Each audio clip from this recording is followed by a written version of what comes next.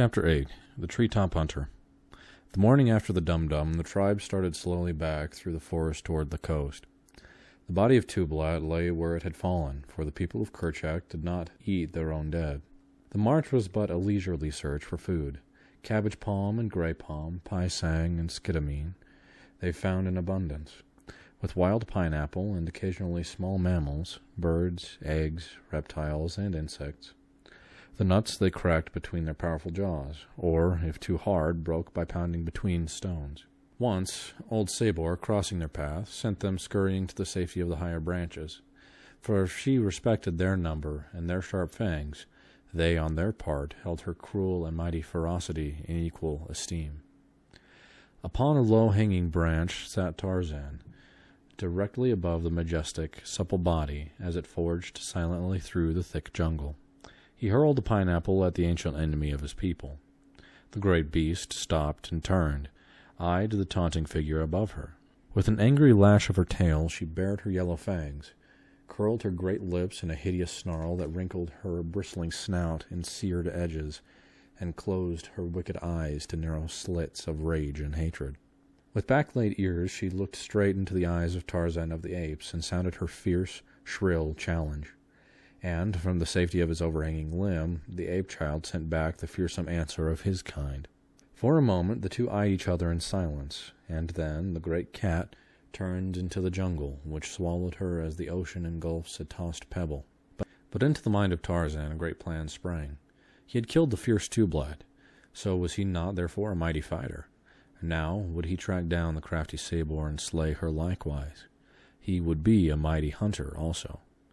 At the bottom of his little English heart beat the great desire to cover his nakedness with clothes, for he had learned from his picture books that all men were so covered, while monkeys and apes, every other thing, went naked.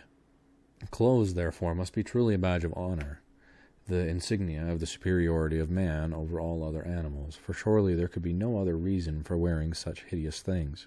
Many moons ago, when he had been much smaller, he had desired the skin of Sabor the lioness, or Numa the lion, or Sheeta the leopard to cover his hairless body, that he might no longer resemble hideous Hista the snake. But now he was proud of his sleek skin, for it betokened his descent from a mighty race, and the conflicting desires to go naked in prideful proof of his ancestry, or to conform to the customs of his own kind, and wear hideous and uncomfortable apparel found first one and then the other in the ascendancy. As the tribe continued their slow way through the forest after the passing of Sabor, Tarzan's head was filled with his great scheme for slaying his enemy, and for many days thereafter he thought of little else. On this day, however, he presently had other and more immediate interests to attract his attention. Suddenly it became as midnight. The noises of the jungle ceased. The trees stood motionless, as though in paralyzed expectancy of some great and imminent disaster. All nature waited, but not for long. Faintly from a distance came a low, sad moaning. Nearer and nearer it approached, mounting louder and louder in volume. The great trees bent in unison, as though pressed earthward by a mighty hand. Farther and farther toward the ground they inclined, and still there was no sound save the deep and awesome moaning of the wind. Then suddenly the jungle giants whipped back, lashing their mighty tops in angry and deafening protest. A vivid and blinding light flashed from the whirling, inky clouds above. The deep cannonade of roaring thunder belched forth its fearsome challenge. The deluge came. All hell broke loose upon the jungle. The tribe, shivering from the cold rain, huddled at the bases of the great trees. The lightning, darting and flashing through the blackness, showed wildly waving branches, whipping streamers, and bending trunks. Now and again some ancient patriarch of the woods, rent by a flashing bolt, would crash in 1,000 pieces among the surrounding trees, carrying down numberless branches, and many smaller neighbors to add to the tangled confusion of the tropical jungle. Branches, great and small, torn away by the ferocity of the tornado, hurtled through the wildly waving verdure, carrying death and destruction to countless unhappy denizens of the thickly peopled world below. For hours the fury of the storm continued without surcease, and still the tribe huddled close in shivering fear, in constant danger from falling trunks and branches, and paralyzed by the vivid flashing of lightning, and the bellowing of thunder, they crouched in pitiful misery until the storm passed. The end was as sudden as the beginning. The wind ceased, the sun shone forth, nature smiled once more.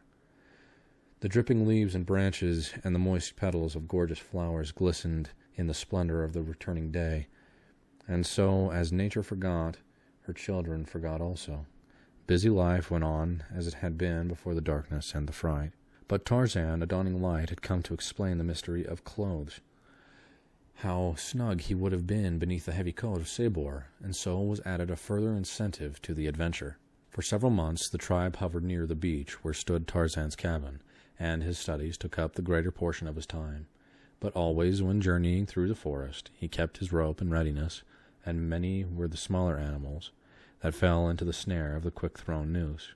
Once it fell about the short neck of Horta, the boar, and his mad lunge for freedom toppled Tarzan from the overhanging limb where he had lain in wait, and from whence he had launched his sinuous coil. The mighty tusker turned at the sound of his fallen body, and seeing only the easy prey of a young ape, he lowered his head and charged madly at the surprised youth. Tarzan, happily, was uninjured by the fall, alighting cat-like upon all fours, far outspread to take up the shock. He was on his feet in an instant, and leaping with the agility of the monkey he gained the safety of a low limb, so Horta, the boar, rushed futilely beneath. Thus it was that Tarzan learned by experience the limitations as well as the possibilities of his strange weapon. He lost a long rope on this occasion, but he knew that had it been Sabor who had thus dragged him from his perch, the outcome might have been very different, for he would have lost his life, doubtless into the bargain. It took him many days to build a new rope, but when finally it was done, he went forth purposely to hunt, and lie in wait among the dense foliage of a great branch, right above the well-beaten trail that led to water. Several small animals passed unharmed beneath him. He did not want such insignificant game. He would take a strong animal to test the efficacy of his new scheme. At last came she whom Tarzan sought, with lithe sinews rolling beneath shimmering hide. Fat and glossy came Sabor the lioness. Her great padded feet fell soft and noiseless on the narrow trail. Her head was high in ever-alert attention. Her long tail moved slowly in sinuous and graceful undulations. Nearer and nearer she came to where Tarzan of the Apes crouched upon his limb, the coils of his long rope poised ready in his hand. Like a thing of bronze, motionless as death, sat Tarzan.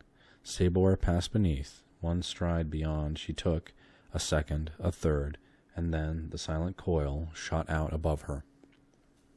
For an instant the spreading noose hung above her head like a great snake, and then, as she looked upward to detect the origin of the swishing sound of the rope, it settled about her neck.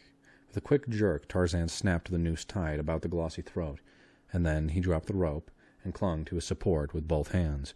Sabor was trapped. With a bound the startled beast turned into the jungle. But Tarzan was not to lose another rope through the same cause as the first. He had learned from experience.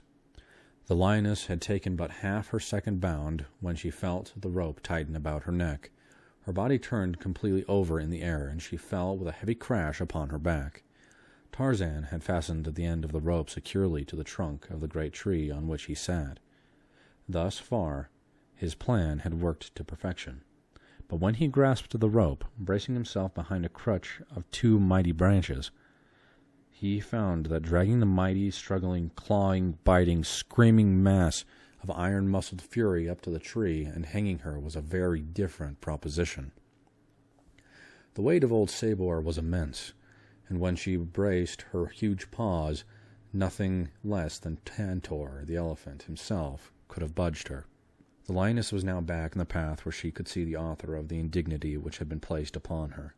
Screaming with rage, she suddenly charged, leaping high into the air toward Tarzan. But when her huge body struck the limb on which Tarzan had been, Tarzan was no longer there. Instead, he perched lightly upon a smaller branch, 20 feet above the raging captive. For a moment, Sabor hung half across the branch, while Tarzan mocked and hurled twigs and branches at her unprotected face. Presently the beast dropped to the earth again, and Tarzan came quickly to seize the rope. But Sabor had now found that it was only a slender cord that held her, and grasping it in her huge jaws, severed it before Tarzan could tighten the strangling noose a second time. Tarzan was much hurt. His well-laid plan had come to naught, so he sat there screaming at the roaring creature beneath him, and making mocking grimaces at it. Sabor paced back and forth beneath the tree for hours. 4 times she crouched and sprang at the dancing sprite above her, but might as well have clutched at the elusive wind that murmured through the tree-tops.